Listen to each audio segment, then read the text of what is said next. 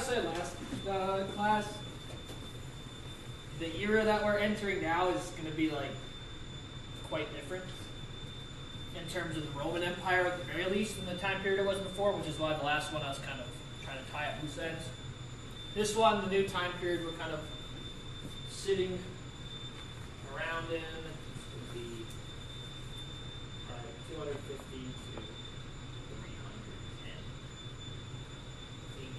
That was like 60 years. And this is a remarkable time period for the Christian church. There was a lot happening to the Christian church that the Christian church didn't really have a direct say about. Kind of in the way that when the Christian church came into the world, they didn't really have a direct say in the things that were happening. In the same way, there's a lot that's going to happen in the Roman Empire and around the Roman Empire that just is kind of happening through historical methods and historical means that the Christian church has to engage with that has drastic impacts on the Christian church. So, what's going on? I'd say the changes that are happening right now kind of follow the same kinds of changes that we talked about in the first class we had. There's drastic changes in almost every sphere of the Roman Empire. So we'll go through them fairly quickly. I'd say the first one is a political change in the side of the Roman Empire. For the longest time, at least in the time we've been studying, up till now, the Roman Empire was kind of ruled by a dictator, right? Or an emperor for life. It was handed down patrilineally or through the father. But during this time period, from around 200 to 310 AD, and especially from 250 to 310 the political aspects of the empire just really start to fall apart, right? One of the big problems is they don't really know how to hand on the emperor title anymore. It was through the patrilineal line, but if you remember how Julius Caesar became emperor, or especially how Augustus Caesar became emperor, it was through military means, right? It was a military dictatorship.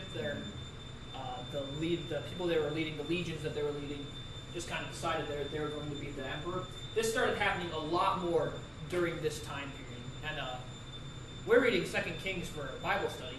It's a lot like 2 Kings in our Bible study, where like at 250 to 310, or 250 to 280, there was 27 different emperors in that span. To 30 years. Yeah. Within that time period, there was 27 different, well, you can imagine the kind of turmoil that would cause. Especially, like, think about it in America. Like, right. We change presidents every 4 years, and every time it changes, it's like, we're gearing up now for it, right? Almost every year, there was a switch inside of the political head of state. Big problem. And another one of the problems of this is the reason that these things are switching, it wasn't because of like a patrilineal line, it was through military coups, right? So this is often what happened during this time period. The person who was going to become emperor, was going to become Caesar, was a very talented general, and they would be out fighting the wars in the borders of the empire, which I'll talk about later, that were happening all the time during this time period. Their legions would be like, hey, if we can get this guy on the throne, like, we're going to be set for life. He's going to give us food. He's going to give us more money than we're getting now. He's probably going to give us land that we can live on, and we can just kind of stop being warriors and become like high-up citizens. So they would just proclaim their person Caesar. They're like, oh, our general, he's Augustus now. And the general, sometimes he'd go along with it and be like, oh yeah, why not? I'll be Augustus. They'll go march on Rome and take it over. Or the general will be like, I don't really want this, but I can't not do this because they'll just kill me if I say no. So they kind of get swept along by these tides of the legions, making them the political rulers. So this is kind of the meta-political idea of what's going on right now. Inside of regional politics, not too much has changed. It's still ruled by governors. There is a larger degree of wealth stratification going on right now than there was prior, it was already bad before, like I was saying, but now it's getting even worse because, during the end of any kind of empire, you see wealth stratification getting more and more stark between the two. Also, when we say economically, the empire is in a huge turmoil as well. The way, like I said in the first class, the way the empire kind of got money before this is they would go and then attack different nations, right? And then whenever they attack them, they either make them pay tribute or they just take the money that they found from them, right? That generated a lot of wealth inside of the Roman Empire. The Roman Empire kind of got used to operating on this like high point of like flux of money, and they didn't internally have that much way that they were generating revenue, right? Mainly it was through external means. They would get it and bring it in. Didn't have an internal form for it besides taxation. Well, all the people who are super wealthy got used to living this wealthy lifestyle, and the empire got used to operating on a huge budget and a huge surplus. That went away during this time period, and the economy starts to collapse during this time period. The denarii starts to fluctuate incredibly high. A lot of what the Caesars are going to have to do during this time period is put sharp brackets on money to try to stop inflation. They start price setting. They start doing all these different kinds of things to try to make sure that the entire economy doesn't go into complete just cahoots during this time period. Part of tied into the economics, like I said, was the wars. These are still going on inside of the Roman Empire, but it's mainly defensive wars. So instead of going out and taking land in the Roman Empire, what they're doing is they have to defend the land that they already have. So instead of getting them any kind of money, all it's getting them is less and less money. It's getting them less and less manpower. They're starting to have to draft mercenary groups into their armies, which it's never a good idea because mercenaries, they don't actually. It's only operating on money, and you're not going to die for the person that's paying you. Like, this is, why would you do that? Yeah. You're doing it for money, so like the mercenary armies rarely are very good. They can't defend the borders very well, and the borders are being constantly overrun by different barbarian hordes. We'll see this until the fall of Rome, and really past the fall of Rome until around 1100 AD. Just waves and waves of barbarian hordes. There's like tribal people who don't have land, used to roaming around with their flocks and with their herds, running into the Roman Empire and just causing absolute mayhem. So the last one we would say is the religious aspect of the empire. And this actually goes inside of Christianity's favor. For the first time in Christianity's period, in a time period you've been studying, Christianity is a majority religion during this time period. It's not like a huge majority. Everybody's not a Christian, but we could fairly safely say that Christianity is like a 51% majority in most areas that it's located. So this is important because it makes Christians suddenly a political aspect, right? Before this, Christians, while they were a minority and you couldn't just go around killing them, well, they tried. Now they have, like, if they want to get something done, they can, because they're the majority people. So if they want to start making tax brackets a little less for Christians in office, they can do that because the majority of people are okay with that. I mean, yeah, we see that in America, right, where we can get legislation passed because we're a majority, and for a long time we were.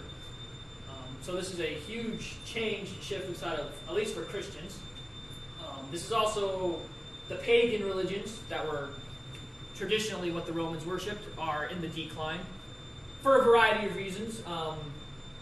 The Roman Empire is not doing super well, just in general, like we said, so the pagan gods are kind of looked at like, well, you're not really helping us, what's going on?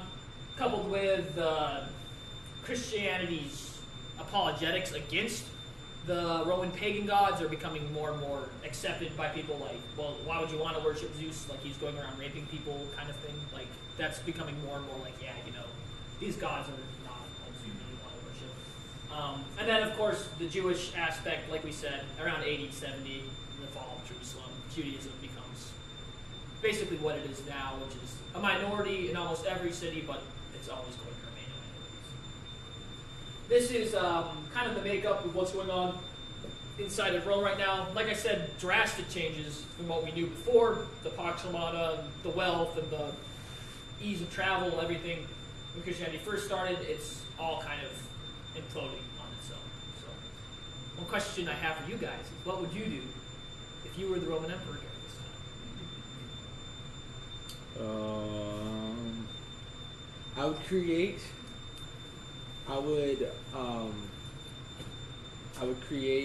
my own, or rather the state's own army, to make sure that you can't just have you can't have a person come in to create political stability.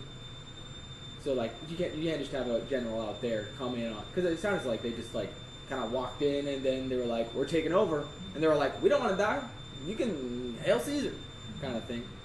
So I'll create my own, like in Rome. Yeah. So that you can't be, people can't just come in, take over, and then I would make everyone Christian because I want everyone to go to heaven.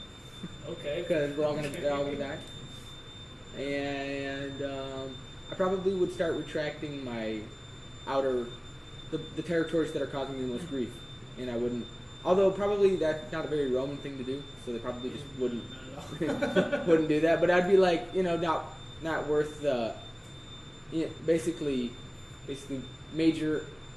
I'm gonna major in the majors. I'm gonna take the things that are bleeding and I'm gonna amputate them. And I thought, but I don't know. What would you do? Yeah, I think kind of along the same lines, create stability for your people and try to form a society where they can thrive, right? And if that meant them worshiping their God, then allow them to do that. Create an atmosphere to allow them to do that. Yeah. Well, there's a lot of different ways they try to do these kinds of things. That's an interesting point. During this time period, like religious liberty is just really, it becomes less and less important. Like I said, when Christianity kind of came in, it was sort of a thing. Like you had to worship Caesar as a god, but inside of that, there's like a whole lot of, you can do basically whatever you want. That actually becomes less and less. Religious tolerance is kind of thrown out the window during this time period. What happens during this time period, 250 especially, and then 300 AD, this is the beginning of the Great Persecutions. So it's exactly opposite what we said. It's kind of the opposite. What they're thinking kind of makes sense, and I'll kind of go into it. It doesn't work, but it makes a sort of sense. So the first person to start one of the great persecutions, his name is Decius. He was a general. Before he was a general, he was a governor and a senator inside of Rome. So he was a very capable man. He was old. He was probably around the 50s whenever he became a general. He was up fighting in the Danube region, which is outside of Rome. It's actually where he grew up, where he lived, and where he was a senator. He does it really well fighting over there. His legions are like, hey, you're doing a great job. We're going to make you Caesar. He was like, I don't really want to, but the empire's in a terrible state right now. I feel like I'd do a better job. I'll do it. He gets brought into Rome. He gets given the purple around 250 AD. And he starts very quickly trying to revitalize Rome. He is a conservative at heart, so he's not really trying to do anything out of the ordinary. Really what he wants to do, what all conservatives want to do, is bring it back to the golden age that was before. And if you think about it, this is kind of where we're at right now in America. 250 years ago was when America started. Think of Decius in the same way you think of a conservative nowadays, or he comes in 250 years ago. We think of the founding kind of in a this is how we started, this is where we should be going kind of mentality. This is his mentality. This is how we thought back then, this is how we should keep doing what we're doing. We should keep doing what they were doing back then. Unfortunately, his reign was very short. It lasted about 2 years, which is kind of par for the course during this time period. It wasn't because he was killed by a military dictator or military coup. He was actually fighting in Greece, I think, during this time period, and he got killed on campaign. So he was a very capable emperor, a very capable general, liked to lead from the front. What makes it interesting, he started rebuilding all the broken infrastructure inside of Rome.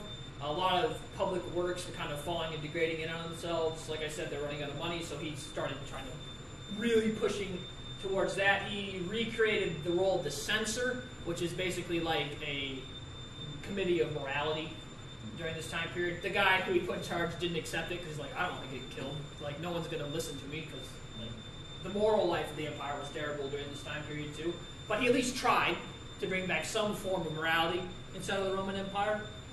And then his final big step he did was persecuting the Christians. So, what did this look like for Decius? For him, in his mentality, he says, okay, what were we doing back then that we're not doing now? We were worshiping the old gods, right? Like, we were worshiping Zeus, we were worshiping, well, Jupiter for him, we're worshiping Apollos. We were worshiping all these gods that the majority of us are not worshiping now. They're probably angry. And at the very least, we can't have this empire split between these two drastically different religions. Because this is what, like, Christianity is drastically different than polytheistic religion.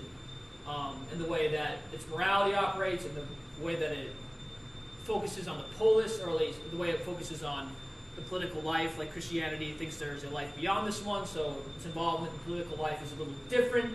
Because of that, Decius looks at this and he says, this is dangerous for us right now. What we need is people who are all unified in their same kind of religious life, in a religion that is our religion, that points back to our great time period, that points back to when we were a nation that was something to be quite feared and we were unified. So he starts putting into effect these edicts that will pave the way to a greater persecution around 300 AD. The edicts make Christians sacrifice to the gods in front of a magistrate. If you don't sacrifice to the gods in front of the magistrate, you'll be thrown in prison. You'll either be tortured until you do, or you'll be tortured until you die. And so for the majority of the people in the Roman Empire, or not the majority, but for the pagans in the Roman Empire, this is a non-problem. They just go, they sacrifice. For Christians, this becomes like, what do you do, right? Like, this is, I don't want to die, but I also want to serve my Lord well. Fortunately, like I said, he only lived for around, this edict was only in parlance for about 18 months, and then he died, and then the people bought after him, it was still around, but they didn't enforce it. So, it's a harbinger for what's to come in 300 AD. So for about 40 years, the church has a relative peace until 300 AD, and then Diocletian shows up. And this is the great persecution. If you're gonna put something as the great persecution, this is it. It lasts for around 10 to 15 years. Diocletian is cut from the same cloth as Decius. Okay, he's another conservative-minded thinker. He wants to bring Roman power back to what it was before. He doesn't like Christianity, like we said before, but he reigns for 22 years. And during this time, he actually reigns and manages to live that whole time. He doesn't get killed at the end of his reign. He actually retires and goes and lives in Ravenna and lives there for 10 years. So, a very powerful, competent, able man who's trying to bring back the Roman Empire to the place where it was before. He reinvigorates the Decian legislation, saying you have to go. Well, he doesn't reinvigorate it first. He sees, he's a smart man. He saw that whenever they tried to kill Christians, it didn't work. It actually made them stronger. So he's like, well, how do we get rid of these Christians? He forced churches to close down. He forced the people in charge of the Christian churches to give over all the religious texts, which, during our time, they're basically a dime a dozen for us, but during that time, handing over the Bible, that's a huge investment, having an entire scriptures. That's the only scriptures you really have. So he knew if he got rid of those, then it would be a large problem for the Christians. And he stopped them from being able to worship together, right?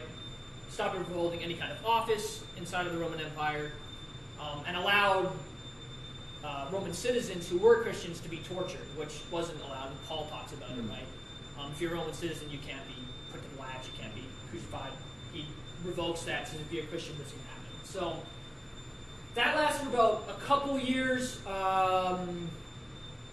importantly, in a region in Africa called Numidia, which was a kind of a backwater town in Africa, there was a group of believers who were sitting and worshiping. The people came in, the government came in and said, look, you can't do this, hand over the religious texts, leave and break up. Their bishop or their pastor came and actually gave them the religious text and was like, here, like, just don't kill us. His body of believers like, that's blasphemy. How dare you? They all go, they're like, just take us to jail. So they all go, it's 47 of them, they get taken into jail and they all get killed. But before they're all killed, they all say, like, we would rather worship alone in our own group than ever have to worship with somebody who handed over the text. That's blasphemy. In the same way that they burn these books, these people are going to burn in hell for this life. This is pointing in the future to another schism that's going to come because of these persecutions. Hasn't come yet. Where was it in Africa? Numidia? Numidia. Yeah.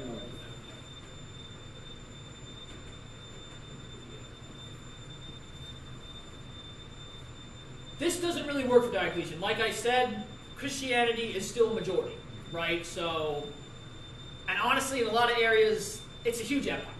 Most of the regional governors are like, they don't want to stir the pot like that, right? Like, why would you make the majority of your people base like really, really, really angry at you? So in a lot of areas, this isn't strictly enforced. Where it's mostly enforced is on the east, in the east of the empire, so Greece, Asia Minor, or Turkey, modern-day Turkey, Israel, and Egypt. That area is where these are really put into effect. Diocletian, whenever Diocletian resigns his power, he actually splits the empire into 4 areas, and he puts 4 different people in charge of these areas inside the empire. This rarely works if you want your empire to be unified, and it didn't work for him either, but he tried to do it. The western half of the empire didn't continue the persecutions. They kind of let them lapse. The eastern part did. They kept. And it actually got worse on the eastern part of the empire. Eusebius, who was a church historian during this time period, a very brilliant man, actually went down to Egypt during this time to see the persecutions that were happening. There was a group of people called Copts. Copts. They are kind of the peasant dwellers of Egypt. They're the ones who work the land. There's a religious revival among the Copts during this time period. Most of them become Christians. But the ruler of Egypt during this time, I forget his name, sorry, he said, like, he continued the Diocletian persecution. He's like, if you become a Christian, you have to die. So Eusebius talks about how these Coptic peasants are all coming forward and saying, like, I am a Christian, and then they're immediately executed. Just for, like, hundreds and hundreds of people just coming forward, killed, come forward, killed, come forward, killed. Like he said, the blades of the executioner axes were becoming dull, and, like, they had to take shifts because there were so many Coptic believers coming in, becoming Christian, which is... It's insane. It's incredible to think about. It reminds me of Mark Phillips in Africa right now. Sure. Like, just the vigor that these believers have is incredible. So yeah, this is what's happening. Also, what kind of happens to the Christians during this time period. There's a split in how they engage with these persecutions. What I want to know is how, if you guys were a pastor during this time period, or a bishop, like in charge of multiple churches, what would you do? Pray a lot. Yeah. Probably go into hiding. Yeah. You know, like don't try to avoid having them to do what the empire is asking. Kind of have like that civil disobedience of, sure, we're supposed to once a year go and sacrifice in front of a magistrate, but I'm just not going to go. Obviously, or like I'm going to, yeah. Man, yeah. That'd be my best answer.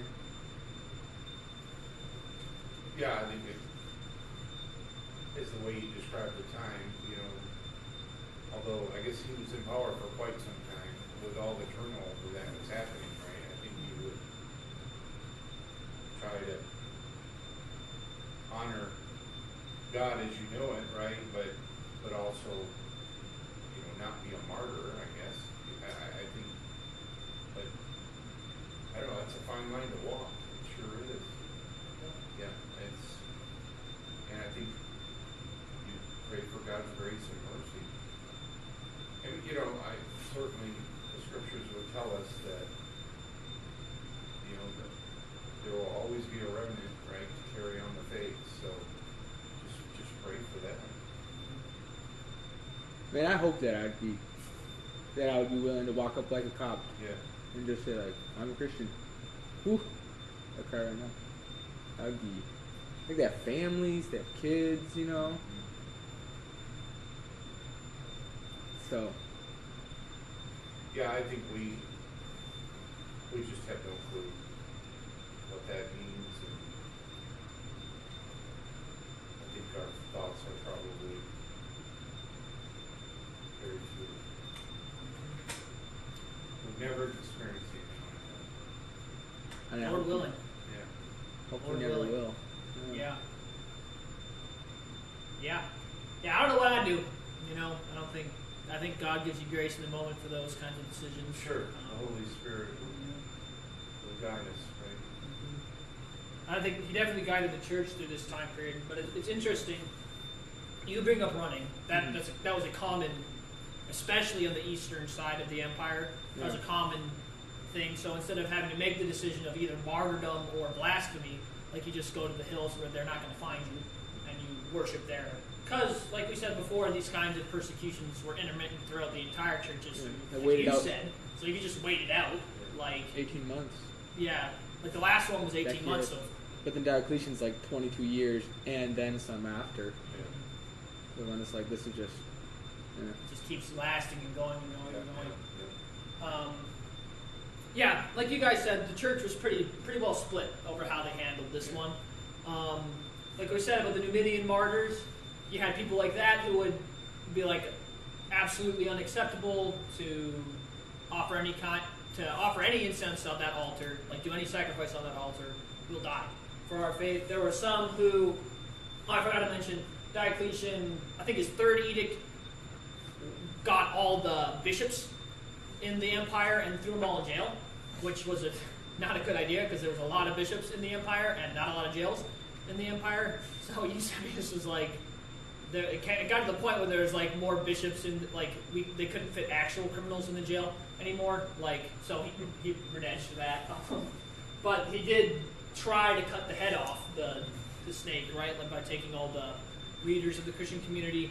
A lot of them were willing to just die for their faith. The bishops, they were willing to go or be tortured horrifically and maimed for the rest of their life. That's called a confessor. Whenever you are tortured for your faith but you don't die, and you kind of bear the marks of the torture on your body for the rest of your life.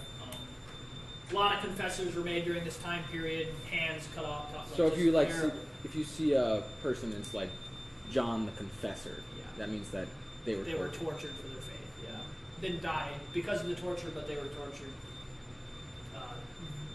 You very read in some of the stuff I read about what they would do to them was just crazy to think about that people would do that to each other. A lot of the people became confessors during this time period. A lot of people just went to the governor and bribed him. It was like, hey, because you had to get what was called a libellus, or a document saying that you did the sacrifices. If you're given that document, you're in the clear, right? So they get the document and they're like, they just bribe it, so they didn't technically blaspheme, but also they bribed. You just lied. Yeah, so it was like this very kind of gray, don't know what to do with that. And then, of course, there was areas in the empire where they didn't experience persecution at all, like in northern Europe. They really didn't have to go through any of this persecution, so they were kind of fortunate in that way. But there's a lot of different interactions with this. Like we said, it goes on to around 310 AD. Diocletian splits the empire into 4 different parts. One of the rulers during this part's name is Constantine. Constantine is an incredibly able and vigorous young man. He is in the bloodline of one of the emperors before, so he has a blood claim to the throne. He is also a very vigorous fighter, so he has military claims to the entire throne of the empire. Like we said, it's split into 4 parts, but Constantine does not want 4 quadrants of the empire. He wants all of the empire. So he starts fighting the other rulers of the empire during this time period. And a particularly momentous time period, or momentous battle called the Milvian Bridge. Constantine has a vision. He sees a burning cross in the sky, and he hears somebody say, "Under this sign you shall conquer." That most people know about Christianity at this point. Most people know basic ideas about it. He knows what a cross is. He knows what it means. He gets rid of all the pagan, idolatrous symbols that are on his army, and he puts crosses on all their shields. And they have a stunning and complete victory in the Battle of the Milvian Bridge. Because he was able to win this battle, he was able to get into Rome, and he was able to take over Rome. He becomes the complete emperor of the western half of the empire, the Latin-speaking half of the empire. He becomes, also during this time period, starts putting into legislation pro-Christian legislation. He allows Christians to hold office again. He stops the greater parts of the persecution. But he doesn't like the idea of only being ruler of half of the empire. There's still a ruler of the other half of the empire right now as well. He teams up with the Christian ruler of Armenia, which is kind of in Turkey, or a little bit east of Turkey. There's a Christian ruler there. He says, "Look, we're both Christians. Let's kind of join together and take care of the ruler of the eastern half of the empire who was persecuting the Christians viciously during this time period." Right? So they do. And they kind of sandwich them, break the power of the ruler there. Constantine, I should probably write that down. Constantine becomes the sole ruler of the entire Roman Empire.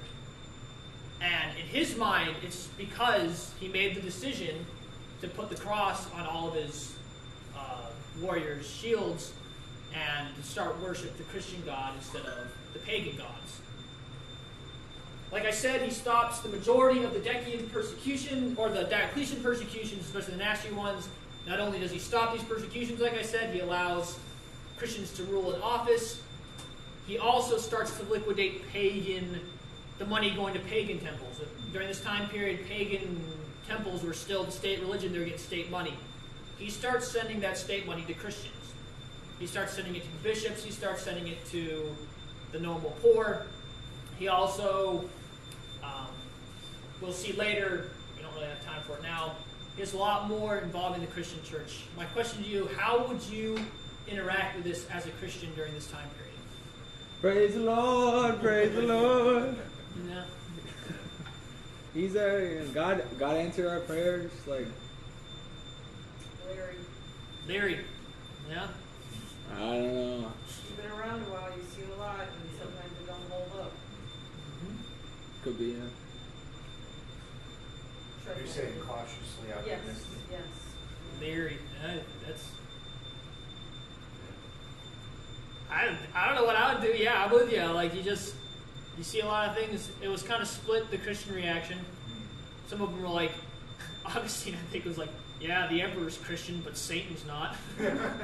So he was a little leery of it.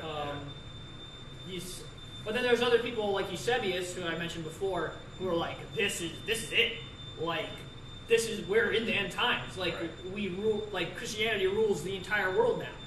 You know, like at least the whole known world. Like this is the 1,000-year reign of like Christ. Like we've hit. This is it. Like we've reached the peak of Christianity almost because Constantine converted. Yeah, we don't really have time to go into. I was planning on doing more with Constantine later, but I do think it's an interesting capstone to just the history of persecutions up to now. And kind of why nowadays Constantine has a troubled history, especially for stuff he starts doing later on, which I'll talk about. But at least at the beginning, like, you just spend 15 years under some of the most brutal persecution the church had seen to that point, at least in Rome, or the Roman Empire. And then you have this guy come in and he's like, I'm a Christian, and I'm going to let you guys worship the way you want, and I'm going to give you guys money and fund you to be able to worship the way you want. Like, I don't know, if I were one of the people, then I'd be like, all right. Better than it was. I'm better than getting killed, but then leery too, because it's like, Just like, what's the catch? What's the catch? And then, like, how long are you even going to be in office? Right. Yeah. Like, could be, some of the rulers were there for a month before they were killed by somebody and then swapped out. Like, you just have no idea. But he ends the persecutions. So I'd say if at least that point, definitely an answer to the church's prayers there. And we have any questions? I have a question because I probably missed it and I just don't know the answer. So you talk about bishops. When did that title come along? So the word bishop just means shepherd, really. So But you said they're over multitude. right. We don't really know when that became a thing. Like when bishop went from just being pastor to being like Pastor of pastors. pastor of pastors, right? The literature I read is split, and it's usually split along denominational lines. So like Baptists would say like that was a very late addition to the way the church operated. We believe Catholics are like, the Catholics are like, no, from the beginning, bishop meant pastor of pastors. So like, and then they don't. The other problem is they don't really specify. They're like, well, yeah, you just worship with your bishop. Like, always be with your bishop. Don't do anything your bishop wouldn't do. Like, if you're not worshiping underneath the bishop, then you're worshiping wrongly. And you should all be unified around your bishop. Do what your bishop tells you. Yeah, so you can see it's a bit of a battleground historiographically. The Catholics are all like, see? And then all the Baptists are like, well, it just means pastor. Like, we agree with that. Like, you should be in accord with your pastor. You're worshiping with your pastor. If you're not worshiping with your pastor, that's a problem. Like, so it's messy. Okay, I was just curious because Yeah. Good question. Thank you. Thanks, Yeah. Aaron. Very Decius, interesting. Diocletian. Decius So and we're gonna Diocletian. are we gonna learn more about the Copts, or are you gonna kind of not dig into that? We can if you want. I heard this one guy, and he was talking. It's like a lesser. He was talking like. He's a historian. He was like, my job. I feel like my calling is to give honor to the less honorable parts. And he was like, the Coptic Christians are that. They become a lot. They have a trouble. I'll talk about the history of it. Yeah. Right now is really when they start coming up, like as like a people group and as a Christian. distinct group of people. And this is what, like I said, they're all converting right now. Because we'll have there's like the split. Yeah, that happens around like 500 AD. So Got it. Okay, it's a little further along. Yeah. Okay. A little bit of time before that happens. And have we in these periods? Is there any hints of Saint Thomas's journeys to India and things like that? Like, or is it all just kind of myth? Yeah. There's no actual documentation or anything. There's legends, and we know Christianity had been in India, got to India pretty early, Yeah. comparatively, but we don't really. Yeah. Okay. Cool. Thank you. Thank you, Aaron. Thank you, Aaron. Yeah,